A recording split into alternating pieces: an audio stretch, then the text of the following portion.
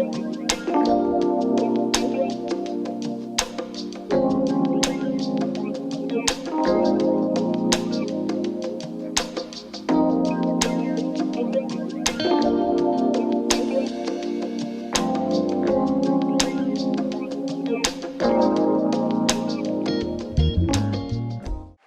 thank you for being with us today. And thank you, Ms. Ford, for giving me the opportunity to be the one who gets to delve more into who you are and what you did and why you did what you did and all that good stuff. So I'm excited about that. We're going to spend about 30 to 40 minutes asking you some in-depth questions and kind of getting your business a little bit more. So let's get started. How did you come up with the name Echols from the Grave? Well, it's actually a play on words because of that echo. And it happens to be a family name. And so it worked really well for me. My great grandfather is buried in Cass, Texas. And there's a cemetery called Echo Cemetery.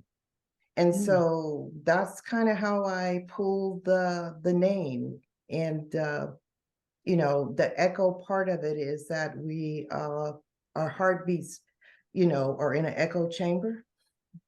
So it went really well for me to choose that as a title.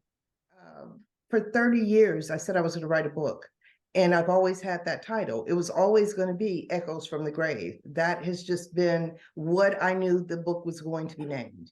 It's always stuck with me. That's fantastic. Yeah. So, okay. Yeah. Okay. Okay. There are people who have a desire to write, and you can hear people say, I need to write a book about my life, or I need to write a book about such and such. Talk a little bit about what motivated you to write Echoes from the Grave. I think the motivation came because I found myself in a place where I was needing to escape everyday routine life of being a caregiver for someone who was transcending into a different stage of their life. And I was seeking an outlet. And I was kind of nudged as I was seeking that outlet and reminded that I had said a long time ago I wanted to write a book. And the nudge came, and it was like, this would be a good time to sit down and start writing. And I joined Ancestry DNA.com. So I started doing a lot of the legwork in terms of finding the missing pieces that were there. And in doing that, I just got excited. It was like, woo, woo, woo, you know. And so literally it was like, it began to just pour out of me. I began to sit down with the advice of someone very close to me who had just written a book, and the book had come out, and we were talking about it. And her advice to me was just start. Don't worry about it. Just start writing, and then see where you end up. And so I took that advice and started writing, and, you know, voila. And that's great advice, because just start. And what you start with may not be the beginning of the book, but you're starting to write is the thing. So great advice. Okay, in your book summary, you said this book is amplified with family secrets never shared until now. So you also stated that some of the names have been changed to protect individuals in your family and in the book. Yes. So what the girlfriends used to say, you was up serving some tea on the family history. Absolutely. Okay, so in doing so, how does the family feel about you writing a book and telling those family secrets? Well, it's been I would say a mixed reception. There have been some that have been overjoyed because of this discovering new family members and finding being loved on.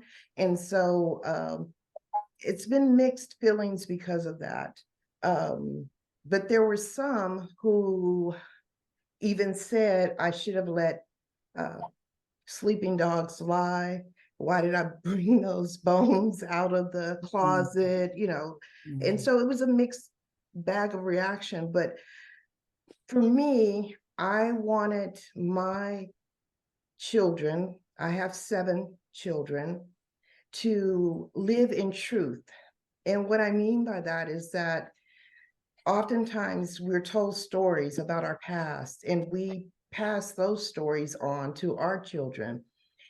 And some of them don't have any truth in them at all. But because we were told the story and we believed the story, I wanted them to have truth as they moved forward. The truth set you free. It might hurt, and there were people that were disappointed, so to speak. They even said, "Oh, so you have a new family now." Wow.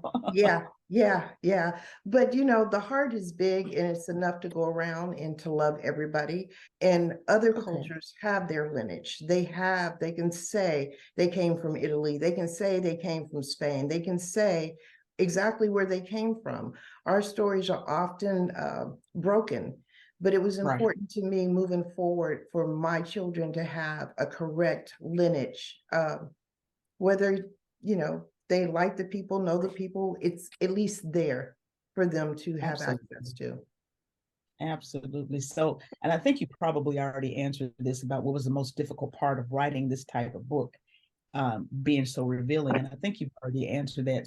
But is there any more that you'd like to add to how difficult this may have been? Yes, I think for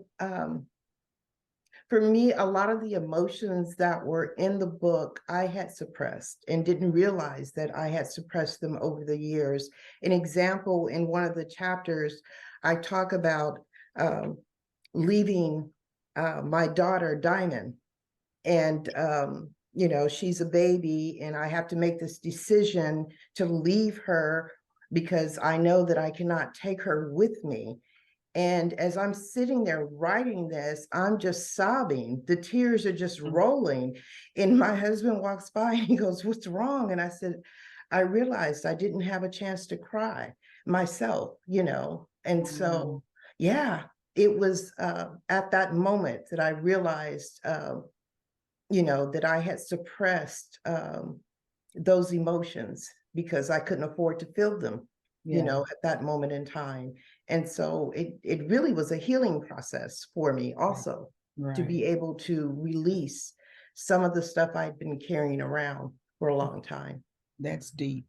And a lot of us got a whole bunch of stuff we need to sit down and write and cry over and heal from. So what a great example. What a great example. So when you're writing like this about family secrets, what kind of advice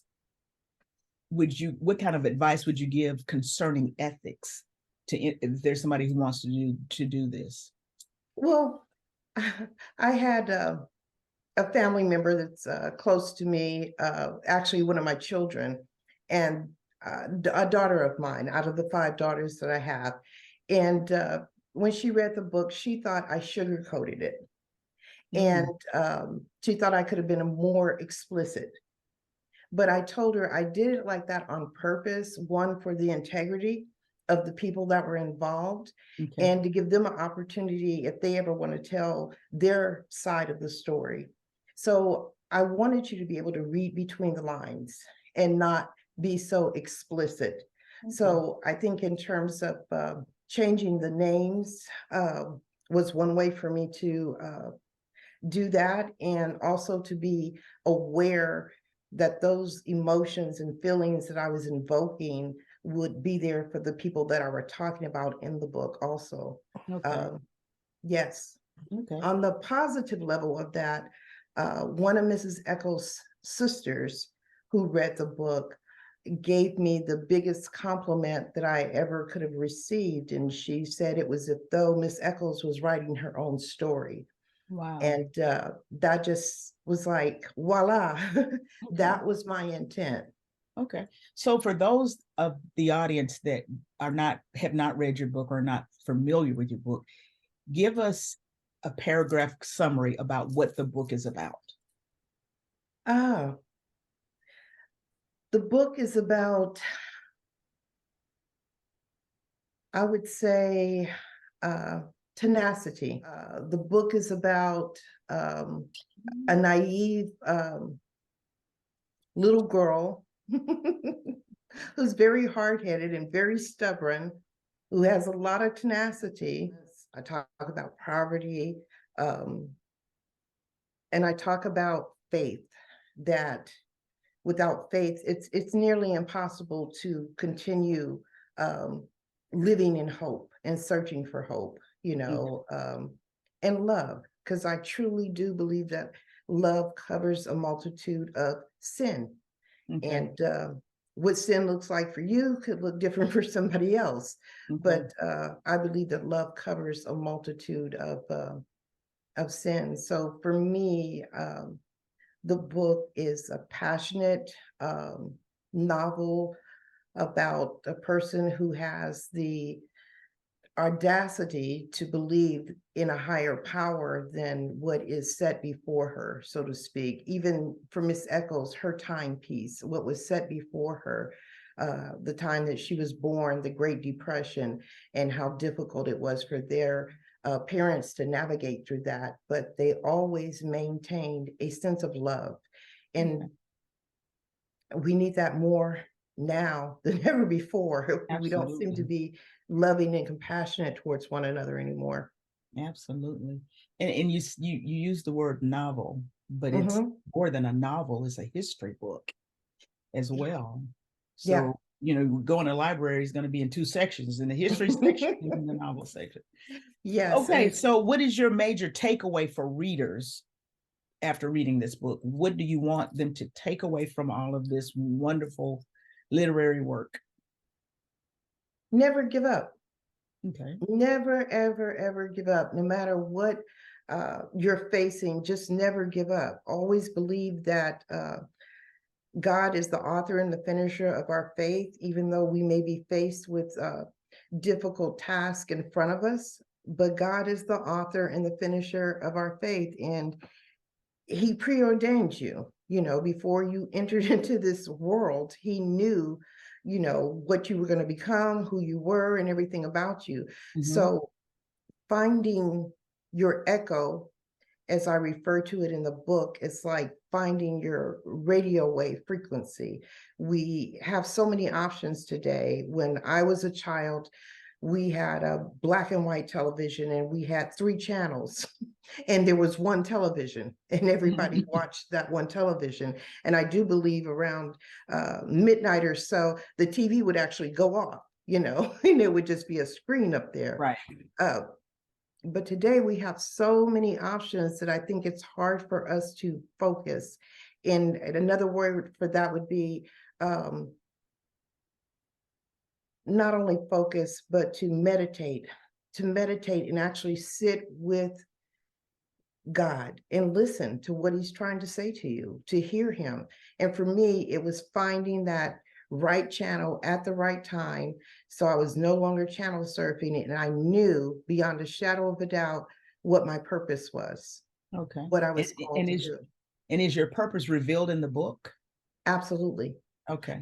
Yes, absolutely. It's revealed in the book. And yeah, absolutely. Okay, you don't want to give it away. You want people to read so they can find it, right? Yes, absolutely. Okay. All right. Usually I ask people this question, and because you never know when God's going to place an opportunity before you to do something and to tell somebody about what you're doing. This is the elevator spiel question that I like to ask. Let's pretend you're riding in an elevator with 2 millionaires, Oprah Winfrey and Dorcas Curry. Okay, we're gonna pretend good. Okay, so you're on the first floor. We all get in together. We're going to the fifth floor. Oprah and I are getting off on the fifth floor. Goodness. Okay. So what are you going to tell us? How are you going to get us interested in your book to be investors so we can talk about the book on the show, and it'll be one of the top readers on our list? What is your elevator spiel? This is elevator doors closing, ding, and it's on you. Good afternoon, ladies. It's so good that you guys got on this elevator with me today. I've been reading this book, one that I actually wrote that you have to read. It will definitely change your life. If you struggled before, or if you've had tragedy in your life before, this is a book of hope. This is a book that you want to invest in, because believe me, your readers are going to read it again and again. It will change your life, Oprah. It will change your life, Miss Dorcas.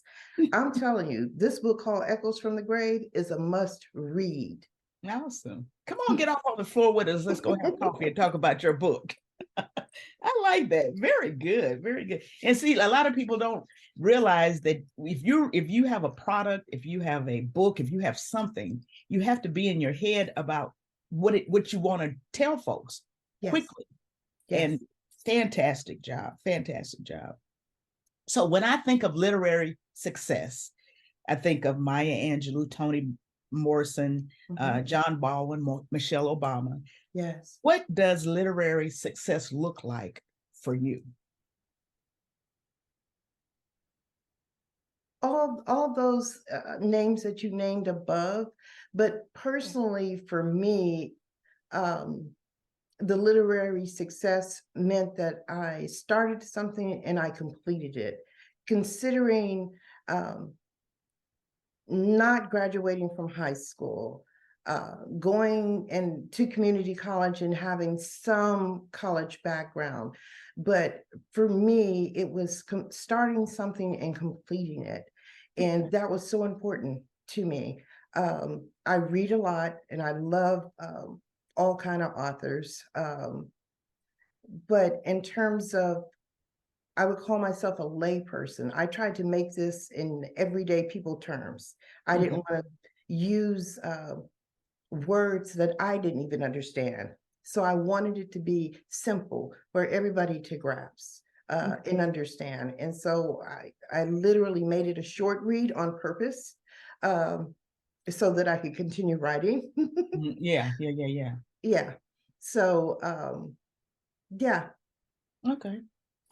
And when you said you made it a short read, it's a good thing, because our mind spans, our brain spans are so short nowadays. Yes. You know, we have the microwave kind of thing going on. You hurry up and get it, and hurry up and get it out, and hurry up and you know. So that's a very good thing to think about. What advice do you have for writers? If anyone else is out there wanting to write a book, you've done it, you've been successful with it.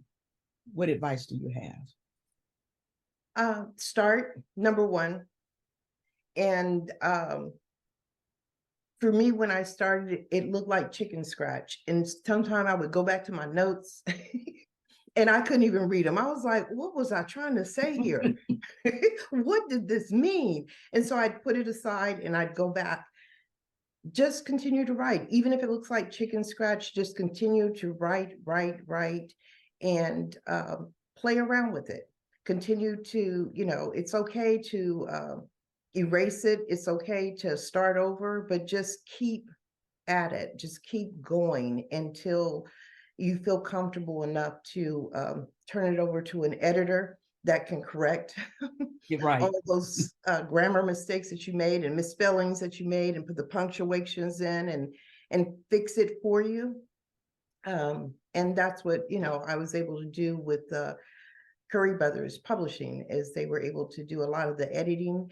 And even my own daughter, who is on here, Miss Angel Ford, she gets credit in the book because she did a lot of editing for me, in that she knew the story. So she was able to make it personal. Okay. In many aspects in her editing part of it. So I would say write and trust somebody to look over your writing, and be okay with changes. Very good. Be okay with changes, because it's still your story, but it's okay to be okay with changes that editors make. Okay. So after I write, I got it all down, my chicken scratch, and I've got it in my shoebox, and now I'm going to try to put it together. How did you find your publishing company? And I heard you mentioned Curry Brothers Publishing is who you found, but what's the process you took to find a publishing company and trust this in the publishing company, and why you chose that publishing company to trust it in, and what they did to help you get to where we are today. Well, actually, I followed a leader. I followed my cousin, Johnny Rennick, who had written a book through Curry Brothers, Black, White, and Blue. And she counseled me through the process, and she gave me the connections, and I reached out, and we had an initial interview, and I felt like they were talking to me as a person and not a number, not just somebody that, they were, they made me feel like family. They understood the concept of my book, and they understood where I was going with it and where I wanted to go.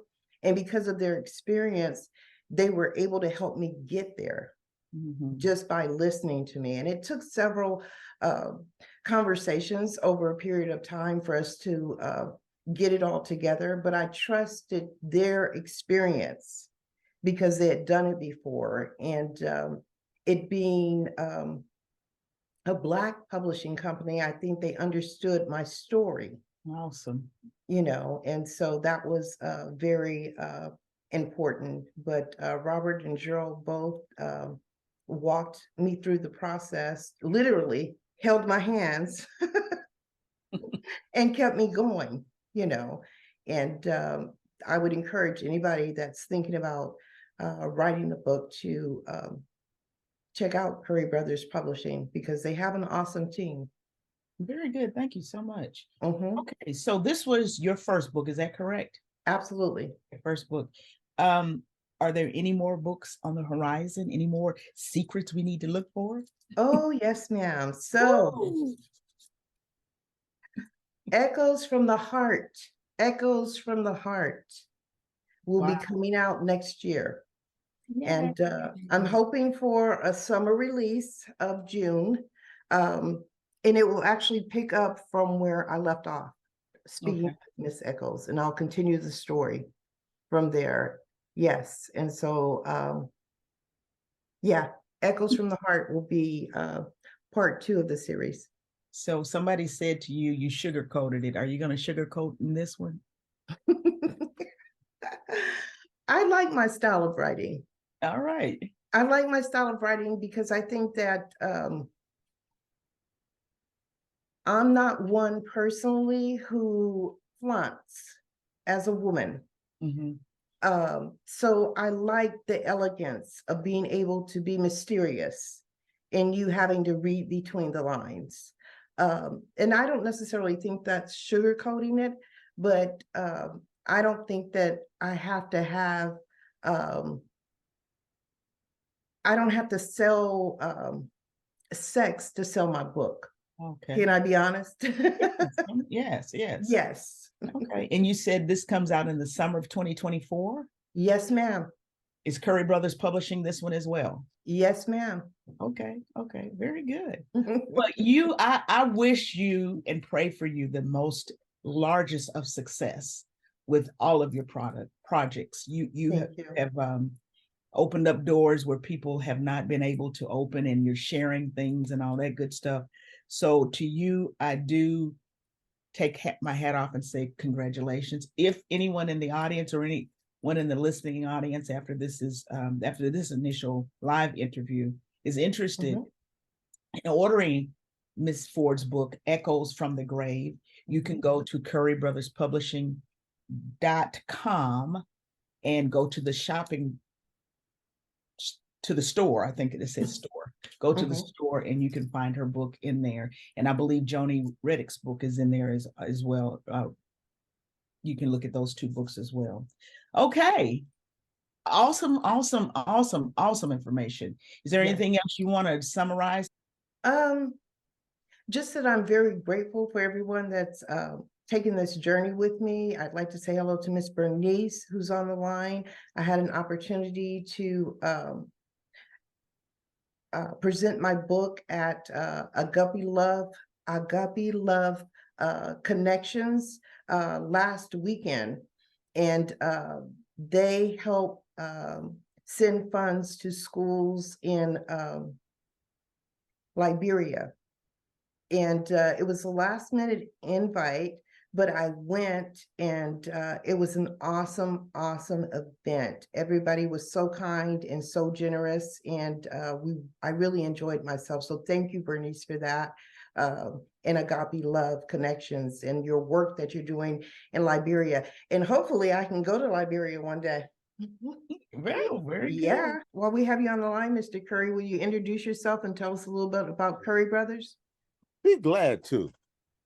You speaking my language. Good afternoon, everyone. I am CEO of Curry Brothers Publishing. My name is Robert Curry, and I just want to say that the motto that we have is educating the world one book at a time. We would be glad to talk with you about your publishing ideas or that you may have, and be more glad to help you. All right, good people. If that is all, Miss Ford and Mr. Ford, if we are good to go, we're going to thank you all for joining us today. Please, please, at this point, great Christmas gift. Go get her book and buy 2 or 3 of them so you can give them out as Christmas gift. You're supporting a new author, a new Black author, and supporting Curry Brothers Publishing. So we ask you to please go to currybrotherspublishing.com, go to the store and look for her book. Thank you all for coming today.